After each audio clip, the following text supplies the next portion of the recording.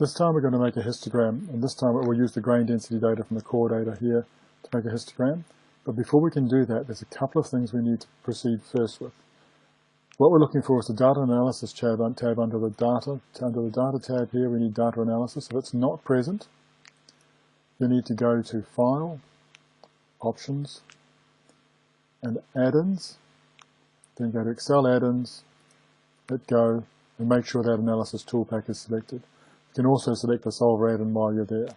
Now, once you've got that in, you actually need, the way histograms work in Excel, we need to define classes that we want in histogram bins. In this case, we're going to make it every 0.01 grams per cc. So we'll try and do histograms from 0.2.6 equals that, plus equals, equals that, plus 0.01, and we'll just make it for a, to get to 2.8.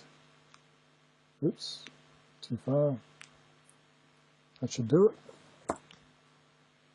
Now, if I hit the histogram under data analysis, we'll see histogram, so we'll pick histogram, hit OK. We want to select, in the input range, we want to select the grain densities, because that's the data we're making a histogram of. In the bin range, we make those classes we've just defined, so that's from there to there. And in the output range, we just pick any old spot on the spot, somewhere around about here on the graph. Make sure we click the chart output, so we've got that sorted, and just hit OK. So now we've got a histogram, so there's the bins and the frequency in each bin, and there's a histogram bin made. So if we want to zoom that in a bit, we'll just make it a bit bigger this way, and this way.